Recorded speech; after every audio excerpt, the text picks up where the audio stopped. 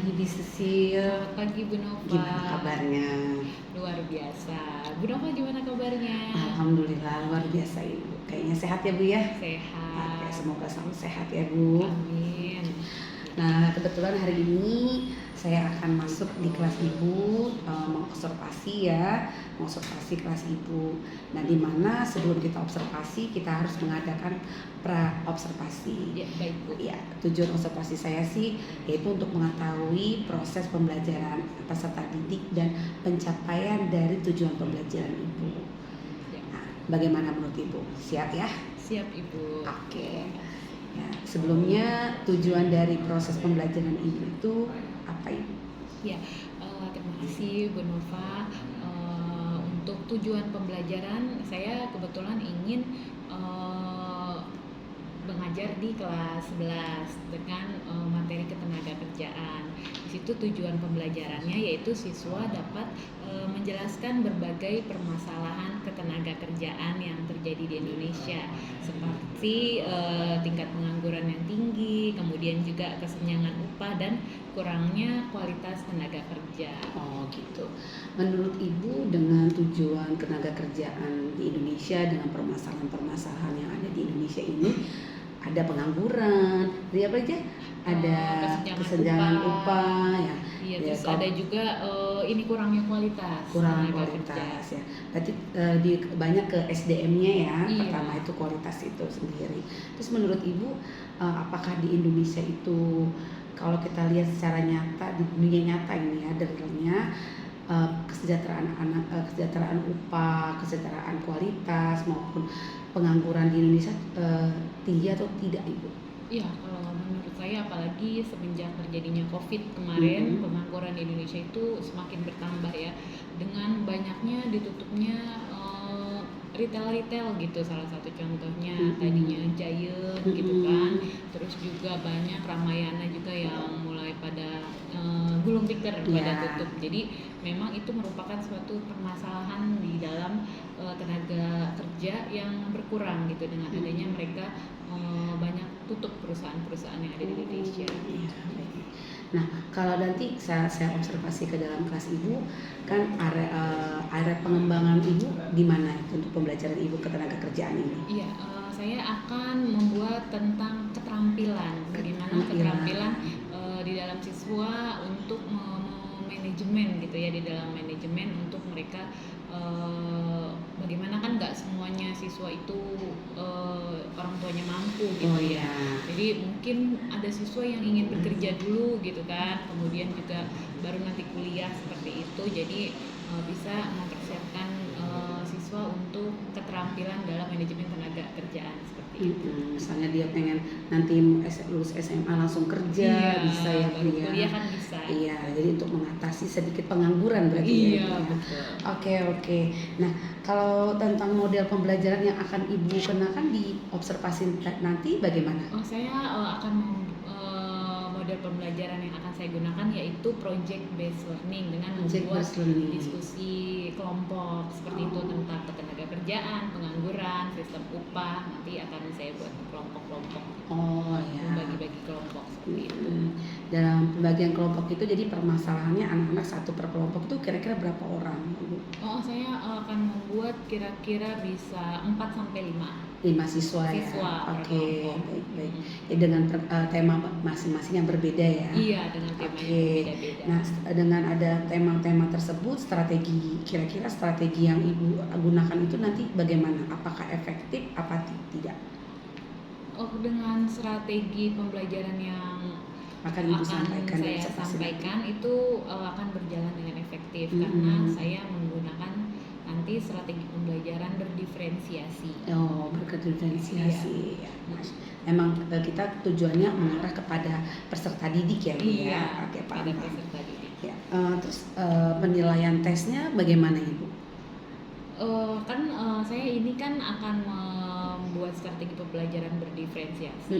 Tentunya kan dengan yang disesuaikan dengan kebutuhan minat belajar siswa seperti itu. Dengan nanti sebelumnya kan di instrumen awal saya akan membedakan bagaimana gaya belajar setiap siswa.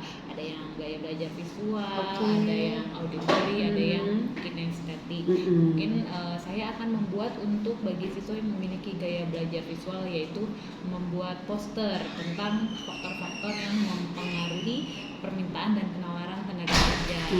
Kemudian juga dengan gaya belajar yang kinestetik, yaitu dengan meminta siswa untuk membuat role playing sebagai pengusaha dan pekerja untuk bernegosiasi tentang Bermain upah. peran ya, Bermain peran. Kemudian juga yang kalau tentang dengan gaya siswa yang auditori, dengan meminta siswa membuat podcast tentang tren-tren pasar tenaga kerja saat ini. Bagus ya Bu, nanti kan kita tahu ya dari hasil proses ada 3 gaya belajar siswa itu peserta didik. Nah, kita kan bisa akhir penilaiannya ada yang berkembang, ada yang sedang berkembang, dan ada yang sudah berkembang. Gitu. Membedakannya itu di mana untuk penetapan tugasnya itu kan banyak, karena kita ketahui bahwa peserta didik itu bervariasi ya. Ada yang tadi disampaikan dengan gaya belajar yang berbeda-beda. Nah, untuk penilaian akhirnya kan pasti ada kata kalimat yang berkembang, tidak berkembang, atau sedang berkembang. Itu bagaimana Ibu pemerataannya? Iya, mungkin saya berharap kan kembali kepada tujuan pembelajaran ya, supaya setiap siswa sih berharap untuk kita dapat memiliki hasil berkembang sesuai harapan, ya kan, berkembang sesuai harapan untuk hasil siswa di dalam materi ini. Walaupun beda peningkatannya ya, kalau karena kinestetik bagaimana, kalau auditor bagaimana, dan kalau visual bagaimana. Iya, jadi pada akhirnya nanti siswa tersebut dapat berkembang sesuai harapan. Oke, baik Ibu. Nah, kalau dilihat dari sasaran tadi Ibu bilang bahwa sasarannya adalah kelas 11 ya. Iya. Kelas 11 dengan tema pembelajaran yaitu tentang ketenaga kerjaan. Oke Ibu, terima kasih atas praobservasi hari ini. Tetap semangat. Semoga apa yang dicapaikan Ibu tujuannya tercapai semua, dan anak-anak bisa penuh mencapai apa yang mereka inginkan dengan tepat sasaran. Amin. Baik, terima kasih juga sama-sama Ibu. Oke, Bu Sisil, luar biasa tadi observasinya Bu.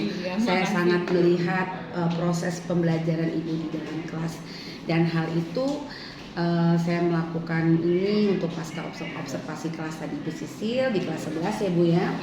Itu tujuannya adalah untuk mengevaluasi ya, saling mengevaluasi dan saling merefleksi proses pembelajaran peserta didik kita, sehingga proses pembelajaran kita pun tercapai. Iya Ibu.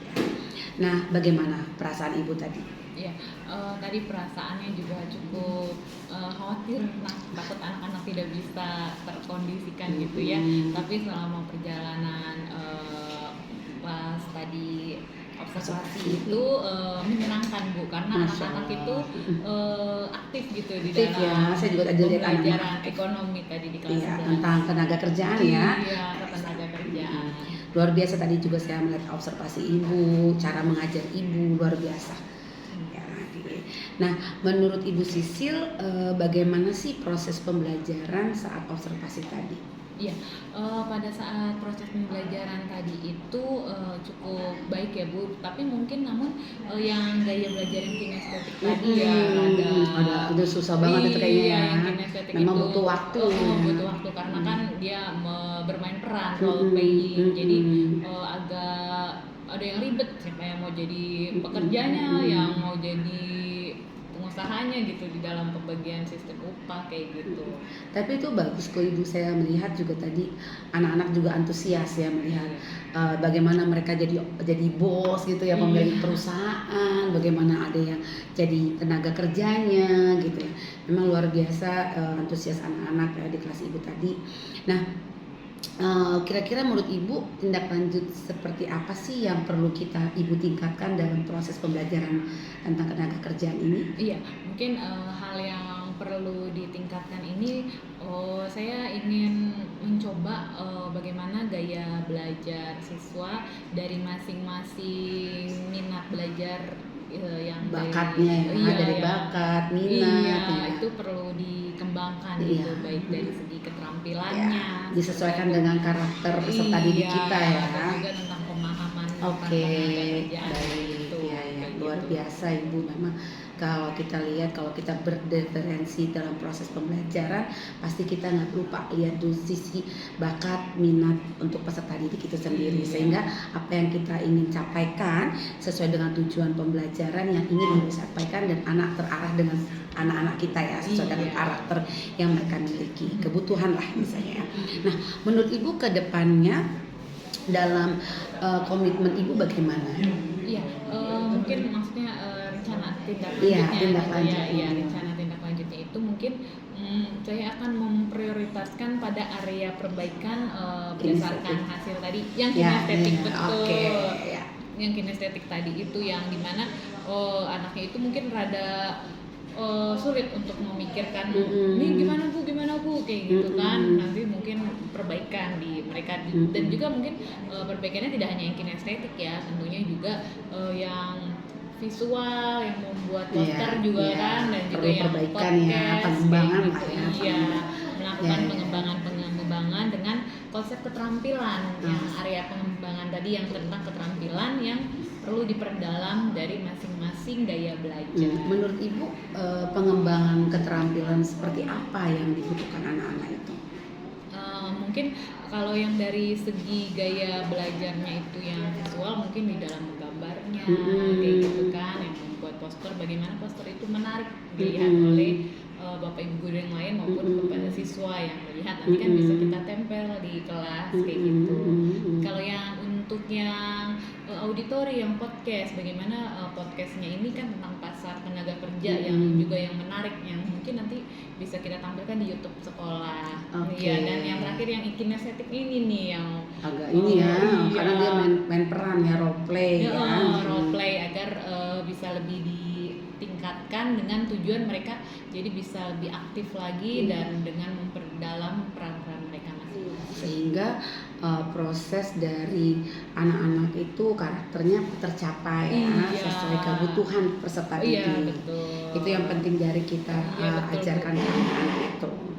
Sehingga apa yang Ibu Sisil rencanakan itu tercapai semua ya. Iya, dan juga betul sih Ibu, dengan yang zaman sekarang yang karakter yang udah mulai tidak bisa dikendalikan ya, Iya, gara-gara susah.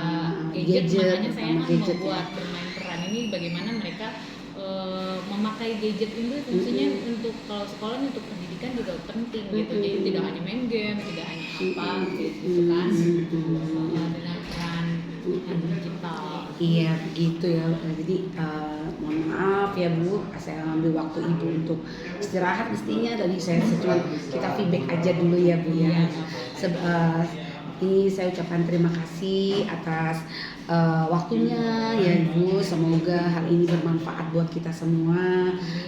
Dimana kita saat di sini tidak melihat sisi yang siapa dan dimana yang diinterviewkan, tapi dilihat dari sharing kita, berbagi pengalaman. Untuk tujuan utama kita adalah untuk mencapai kebutuhan peserta didik kita. Terima kasih Bu Sisil. Terima kasih Bu Nova. Oke.